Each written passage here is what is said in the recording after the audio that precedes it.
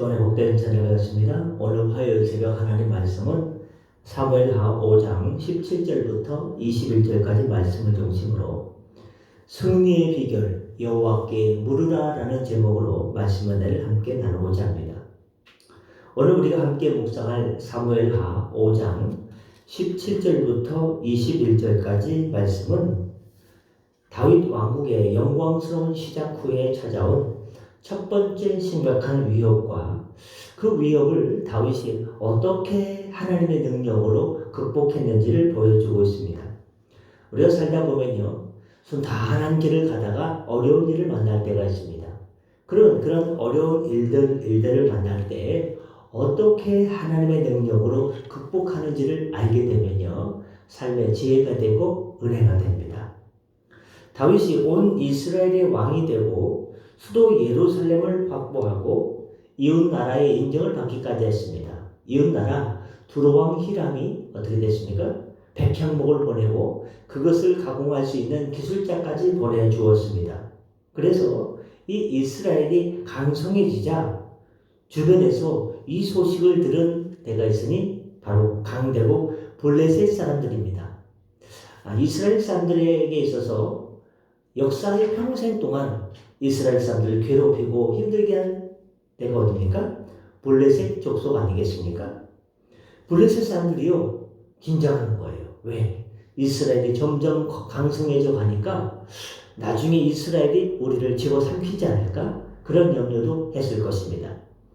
블레셋은 우리가 잘 아는 것처럼 오랜 기간 동안 이스라엘의 패권을 다툰 숙명의 라이벌이자 숙명의 적이었습니다.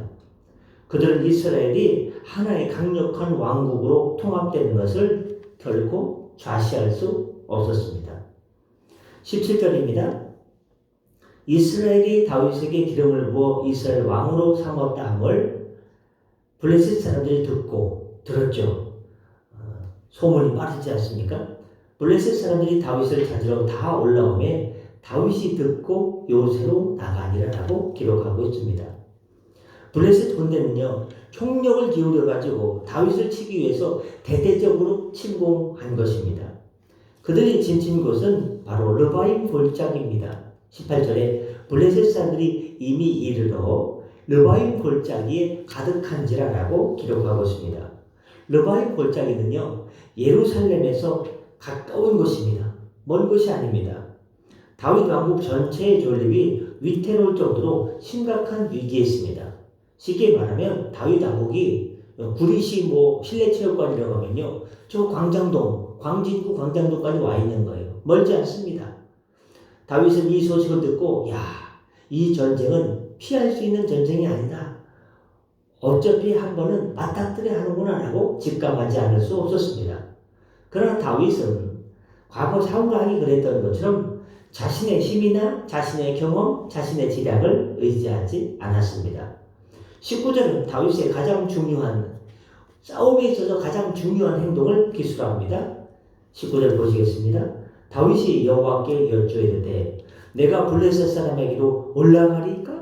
여호와께서 그들을 내 손에 넘기시겠나이까? 하니 여호와께서 다윗에게 말씀하시되 올라가라. 내가 반드시 블레셋 사람을 내 손에 넘기리라 라고 주님께서 응답해 주셨습니다. 다윗은 전쟁을 앞두고요, 하나님께 지침을 구했습니다. 그 결과 하나님께서는 올라가라. 내가 반드시 블레셋 사람을 내 손에 넘기리라고 응답해 주셨습니다. 하나님의 확답을 받은 다윗은 곧바로 어디로 갔습니까? 하나님의 응답을 받으면요, 그것을 실천해야 됩니다.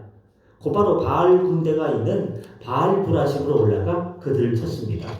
20절 말씀에 올라가라 하는 응답을 받고 다윗이 바알 브라심에 이르러 바알 브라심 지역에 도착하게 된 겁니다. 20절은 이제 그 전쟁이 어떻게 됐을까요? 바알 브라심에 올라가 거기서 그들을 치고 다윗이 말하되 여호와께서 물을 흩음같이 내 앞에서 내 대적을 흩으셨다 하므로 그곳 이름을 바알 브라심이라 부르게 되었던 것입니다.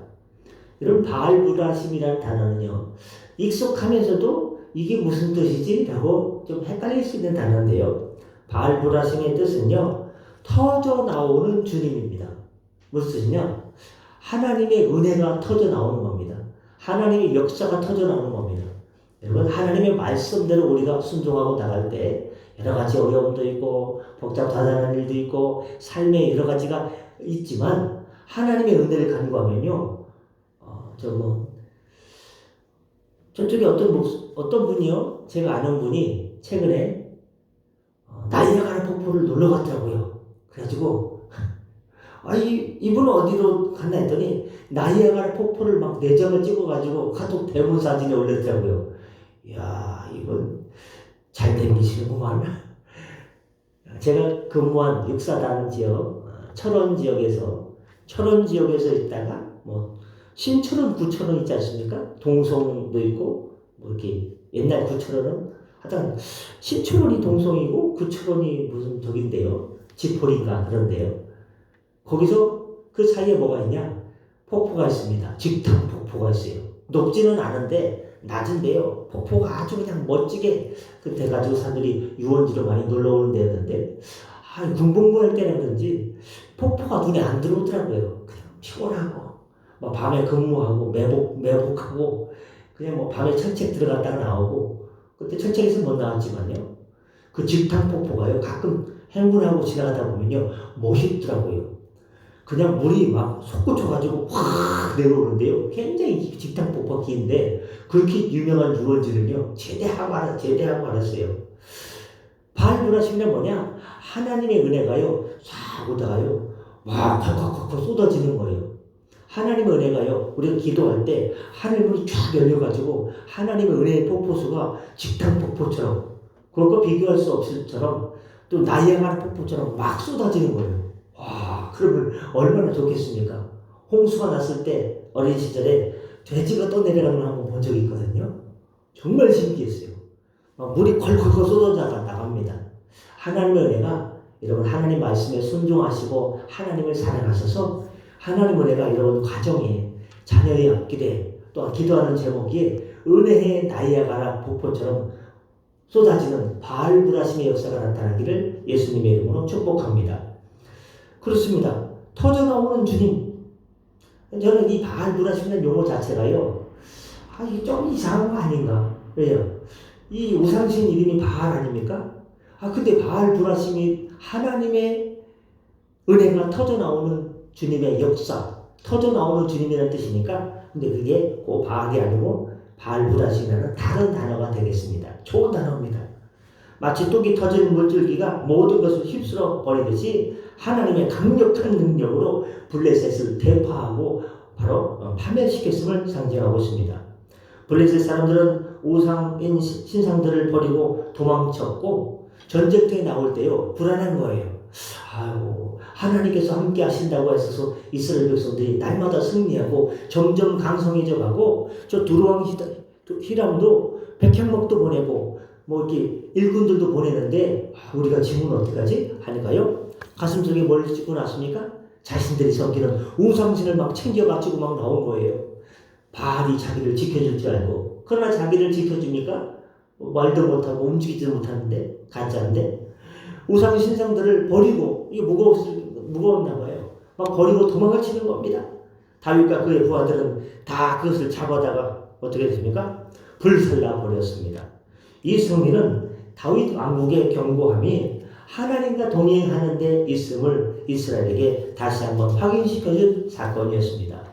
오늘 본문을 통해서 바알브라심 승리를 통해서 우리가 얻을 수 있는 교훈, 첫 번째는 위기의 순간에 가장 먼저 하나님께 여쭈어야 됩니다. 육사단에 처음으로 소위 계급장을 달고 이제 육사단 2중대, 1대대 2중대 이제 거기에 부임을 하게 됐는데요. 애들이 많더라고요. 소대원이 38명이에요. 그때는 군대도 많았어요. 지금요 애들 안 나가지고 한 개 소대가요 15명밖에 안 되는데 14명.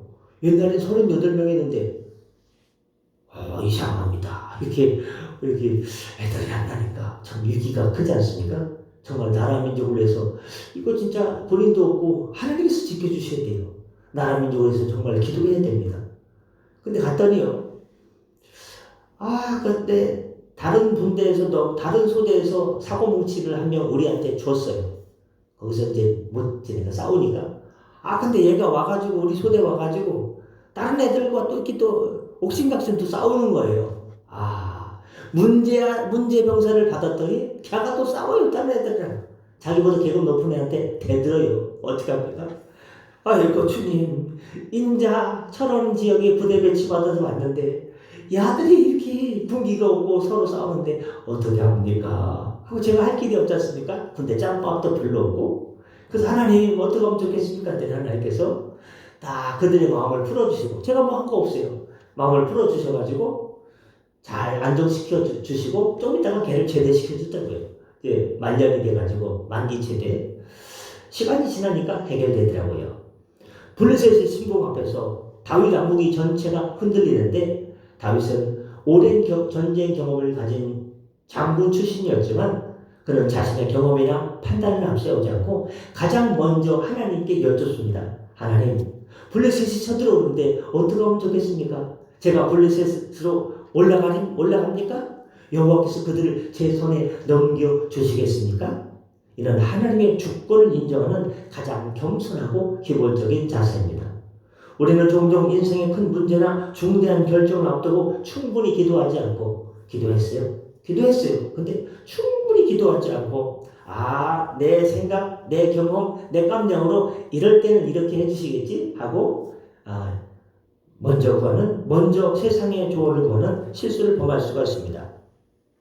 그러나 다윗의 승리 비결은 전쟁을 시작하기 전에 하나님의 지시를 받는 데 있습니다. 하나님께서 응답해 주지 않으면 안 가겠습니다. 하나님께서 가지 말라고 하면 저는 안 가겠습니다는 그런 자세. 성도 여러분, 인생의 어떤 난관에 직면하더라도 가장 먼저 하나님의 뜻과 지혜를 구하는 습관을 들이시길 바랍니다. 하나님의 예스와 노가 우리 인생의 모든 행동의 기준이 되어야 됩니다. 한 목회자가 중요한 교회 건축 사업을 시작하기 전에 여러 전문가들의 의견을 듣고 완벽한 계획을 세웠습니다. 모든 것이 순조롭게 진행되는 것처럼 보였지만 막상 공사가 시작되자 예상치 못한 문제들이 연이어 발생했습니다. 저도 경기 남부 지역에서 부교육자로 있을 때 교회 건축을 하게 됐어요. 70억짜리. 그래가지고 성도들이 으쌰으쌰 해가지고 교회 건축을 이제 하게 됐는데, 땅을 막 팠더니요, 세상에 생각지 못한 문제가 생겼어요. 땅이요, 화강암인가요? 그런 암석들이 대단한 거예요. 그래가지고 막 그 기계로다가 깨서 쪼개가지고 부수는데요. 그게 반년 걸렸다, 8개월 걸렸는데, 오래 걸렸어요. 그것도 늦게까지 터파기 부수면요, 아파트에서 민원이 들어와요. 교회 건축이라는 것은요, 대단한 기도가 필요한 거예요. 보통의 기도보다 30배, 60배, 100배의 기도가 필요한 거예요. 그래서 하나님의 능력으로 지금 완공이 되는 모습을 가끔 가다가 보면 됐는데요. 옛날 생각이 나요. 막 화강암들이 너무 많으니까요. 생각지 못한 문제가 많으니까 이게 참 어렵고요. 건축이 딜레이 됩니다. 사람들의 의견을 묻고 시작했다가 여러 가지 어려움을 당하니까 이 목회자가 새벽에 무릎 꿇고 기도하다가 자신의 실수를 깨달았습니다. 주님, 제가 너무 많은 전문가들에게 물어봤는데 정작 가장 중요한 온 우주의 가장 최강의 건축가이신 주님께는 형식적으로 몇 마디만 여쭤봤네요. 이게 바로 제 실수입니다 하고 죄송합니다, 회개를 했더랍니다. 그리고 완전히 새로운 방식으로 그것을 잘 하나님의 은혜로 완공할 수 있었다고 합니다. 두 번째, 우리는 하나님의 확신을 가지고 믿음으로 담대히 행하시길 바랍니다. 하나님께서 응답합니다. 올라가라. 내가 그들을 네 손에 넘겨주리라는 확답을 받았습니다. 다윗은 이 하나님의 명령과 약속을 붙잡고 수적으로 우세한 블레셋 군대를 향해서 담대하게 나갔습니다. 승리의 근거는 내 군인의 수가 아니라 나의 어떤 자신감이 아니라 하나님께서 주신 언약에 대한 확신이었습니다. 성경은 히브리서 11장 6절에서 말씀합니다. 믿음이 없이는 하나님을 기쁘시게 하지 못한다. 우리는 오늘 하루도 살아가면서 일평생 살아가면서 내가 어떻게 하면 하나님을 기쁘시게 할까? 어떻게 하면 하나님께 영광을 돌릴까? 하고 고민해야 됩니다. 그런데 그 고민의 비결이 뭡니까? 믿음이 없이는 하나님을 기쁘시게 하지 못한다는 겁니다. 즉 우리가 하나님을 기쁘게 하고 하나님께 영광 돌리는 비결이 뭐냐? 우리의 믿음이구나. 세상을 바라보지 않고 사람을 바라보지 않고 바로 오직 주님만 바라보는 자세. 우리가 아무리 지혜로운 계획을 세우고 많은 능력을 갖췄다 할지라도 하나님의 약속에 대한 확신 없이 주저하거나 두려워한다면 승리는 없습니다. 일단 하나님께서 우리에게 가라라고 말씀하셨다면 우리는 모든 의심을 내려놓고 담대한 믿음의 걸음을 내딛어야 됩니다. 우리의 담대함은 곧 하나님의 능력을 현실로 바꾸는 도구입니다. 여러분, 요즘 가을이라 어떻습니까? 구름이 멋있게 막 떠 있습니다. 근데 살아가는 현실은 녹록지 않습니다. 성도들의 삶의 자리가요, 치열합니다. 우리 장로님은 또 이렇게 오후 일이 없어졌어요. 그래가지고 기도 제목을 갖고 오전 일만 했고 오후 일이 없으면 수입이 적어들지 않습니까? 그러다가 기도했는데 하나님께서 함께 합심해서 기도했는데 저녁 시간 운행을 주셨어요. 그래서 그게 일이 밤 11시에 끝난다는 거예요. 11시에 들어오면 몸이 막 녹초가 되지 않습니까? 연세도 있으시고 그러다 보니까 또 이렇게 또 새벽에 함께 하지 못하는 아쉬움이 있는데요. 어떻습니까? 일자리가 구하기 어렵다고 합니다. 연세가 드시니까. 일 잘 안 된대요. 하나님의 능력이 높은 하늘에 있는 구름처럼 높은 곳에 있어요. 근데 하나님의 능력이 우리 살아가는 현실 가운데 임해야 되지 않습니까? 근데 이 능력이 현실 가운데 이루어지는 비결. 나이가 아무리 많이 들었어도 몸이 약해도 하나님께서 그 일자리를 주신 큰 은혜시라고 그러더라고요. 그 은혜 비결이 뭐냐? 믿음의 담대함입니다. 하나님의 자녀인데 하나님께서 주셔야 되지 않겠습니까? 하고 그렇게 기도하신 것 같아요. 저도 기도하고 불쌍히 여겨 주옵소서라고 했을 때 하나님의 능력이 나타나서 젊은 사람들도 그 일을 하고 싶어 했는데 다 제껴두고 장로님을 딱 하나님께서 뽑으셔서 딱 그 자리에 세워주신 것 아니겠습니까? 불가능을 가능으로 어려운 일을 쉬운 일로 하나님께서 손을 대시면요 안 될 일이 없고요 못할 일이 없는 것입니다. 19세기 영국의 선교사였던 조지 밀러는 고아원을 운영했습니다.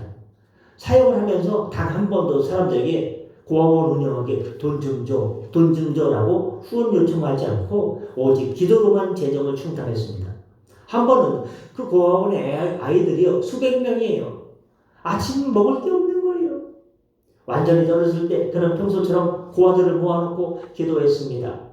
아이들이 식탁에 앉아 그 조그만 애들이요 고사리 같은 손을 모으고 식탁에 앉아 기도를 마치자. 아침이에요. 식탁에 수백 명이 앉아있어요. 큰일 났어요. 먹을 게 없어요. 근데 갑자기요 띵동띵동 갑자기 빵과 우유를 가득 실은 마차가 고아원 문 앞에 착 도착했습니다. 밀러는 어떻게 고백합니까? 하나님의 명령을 따라 시작한 일에는 하나님께서 반드시 책임져 주신다라는 확신을 가지고 감사, 찬양, 영광을 하나님께 돌렸습니다. 여러분, 하나님께서 시작한 일을, 하나님께서 명령에 따라 우리가 시작한 일은 힘이 없을 때 할지라도 하나님께서 그 일을 되게끔 하시고, 되게 하시고, 되는 역사로, 되어지는 역사로 이끌어 주시게 될 줄 믿습니다.